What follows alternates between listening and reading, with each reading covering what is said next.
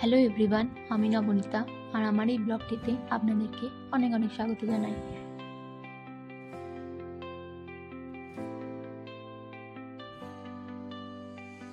আর এখন বাজে দুপুর 1:30টার মতো, আর আমরা এখন হালেবেডু থেকে বেলুড় এসেছি। আমরা এখন ঢুকছি বেলুড়ের যে KSDCর হোটেলটি আছে হাটুল ময়রা, সেই ময়ূরাতেই। এই হোটেলটি কিন্তু বেলুড়ের যে মন্দিরটি আছে সেই মন্দিরের একদম কাছেই অবস্থিত। এই হোটেলটি থেকে মন্দিরটি যেতে হাঁটা পথে 5 মিনিট মতো সময় লাগে। এই হোটেলটি থেকেও আপনি যদি একটু বেরিয়ে ডান দিকে যান তাহলেই আপনি দূরে দেখতে পাবেন মন্দিরটির গেট, আর হেঁটে গেলে তো বললামই 5 মিনিটের মতো লাগে। হোটেলটি কিন্তু বেশ বড়।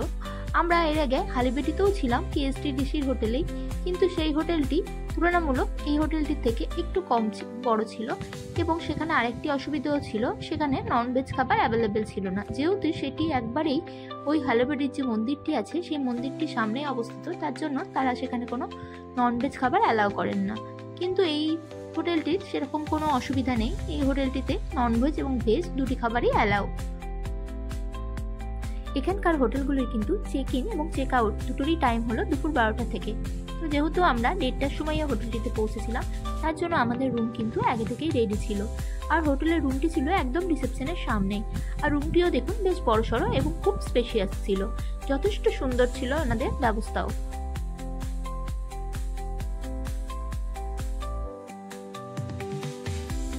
আর হোটেলে রুমের মধ্যে এরকম একটা কার্ড রাখা ছিল, যার একদিকে ছিল যে হোটেল ময়ূরা কোথায় কোথায় আছে এই কর্ণাটকে, আর আরেক দিকটি ছিল কর্ণাটকে সবচেয়ে দর্শনীয় যে স্থানগুলি আছে সেগুলির একটা লিস্ট, এবং সেগুলির কিন্তু টাইমিং ওইখানে দেওয়া ছিল। আর কর্ণাটকের এই দর্শনীয় স্থানগুলি বেলুড়ের এই হোটেলটি থেকে কত কিলোমিটার দূরে অবস্থিত সেগুলোও কিন্তু এই লিস্টে খুব ভালোভাবে লেখা আছে। আর এই হোটেলটিতে আমরা চেক ইন করে একটু রেস্ট নিয়ে বিকালে গেছিলাম বেলুড়ের যে বিখ্যাত মন্দিরটি আছে সেটি দেখার জন্য।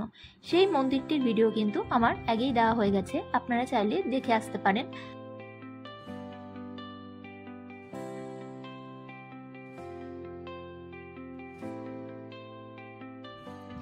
এরপর আমরা গেছিলাম শেট্টিহালি চার্চ দেখার জন্য, যেটি এখন আর চার্চ নেই, চার্চের একটা ভগ্নাস্তূপ বললেই চলে, এবং যেটি হাসান জেলাতে অবস্থিত। হাসান থেকে এটি দূরত্ব মাত্র 20 কিলোমিটার মতো।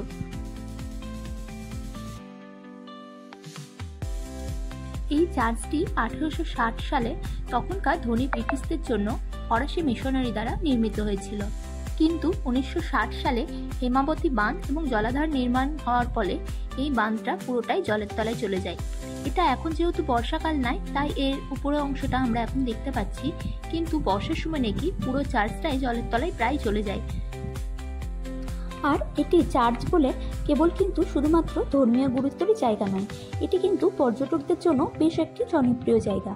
এখানে যারা ঘুরতে আসেন, যারা বেলুড়, হালেবেডু বা যারা ব্যাঙ্গালোর থেকে এদিকে আসেন, তারা কিন্তু অবশ্যই এই চার্চটি একবার যাওয়ার পথে ঘুরে যান। আর এই আংশিক নিমজ্জিত চার্চটি স্থাপত্য শৈলীর জন্য ফটোগ্রাফারদের কাছে কিন্তু বেশ আকর্ষণীয় একটি জায়গা।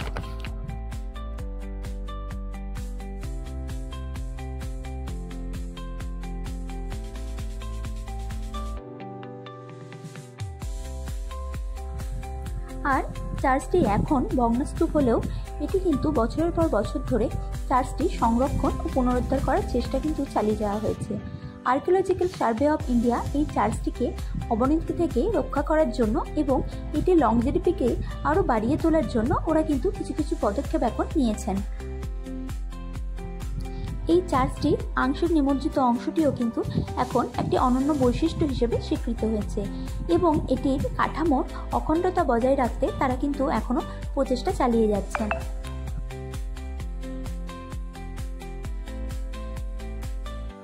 এবার বলি কোন সময় এই চার্চটি দেখার সবথেকে সেরা সময়। বর্ষা ব্যতীত ডিসেম্বর এবং মে মাসের মধ্যে যে কোনো সময় এই চার্চটি দেখা যাওয়া যেতে পারে। আর এছাড়া এই চার্চটি দেখার সবথেকে সেরা সময় হলো জুলাই থেকে অক্টোবর পর্যন্ত, যখন এই চার্চের অর্ধেক অংশ জলের নিচে থাকে। আর যখন এর অর্ধেক অংশ জলের নিচে নিমজ্জিত থাকে তখনই নাকি এখানে বেশি ভিড় হয় চার্চটিকে দেখার জন্য। সেই সময় নাকি এই নদীর উপরে বোটিংয়ের ব্যবস্থাও করা হয়। এবার অনেকে হয়তো বলবেন যে শুধুমাত্র এই ভাঙা চার্চটিকে দেখার জন্যই আমরা এত দূর কেন যাব।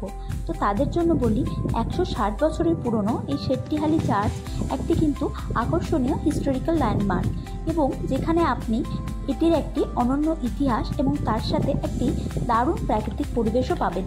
এছাড়াও এটি কিন্তু ফটোগ্রাফারদের কাছে খুব একটি আকর্ষণীয় জায়গা।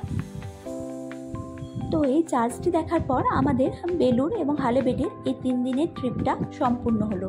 এবার আমরা ধরলাম আমাদের বাড়ি চেন্নাইয়ের রাস্তা। তাহলে আমি ভিডিওটি আজকে এখানেই শেষ করলাম। আর আপনারা যারা আমার বেলুড় এবং হালেবেটির ভিডিওগুলো দেখেননি তাদের জন্য বলবো অবশ্যই আমার চ্যানেলে গিয়ে ওই ভিডিওগুলো দেখে আসেন। আশা করছি আপনারা কেউ নিরাশ হবেন না। দক্ষিণের এই মন্দিরগুলো কিন্তু চোখে না দেখলে সত্যিই বোঝা যায় না যে এগুলো তৈরি করতে তখন কতটা বেশি পরিশ্রম আর কতটা বেশি সময় সেই টাইমে মানুষগুলো লাগিয়েছিল। আর এর এক একটি মন্দিরের পিছনে কিন্তু আছে অজানা প্রচুর ঐতিহাসিক তথ্য।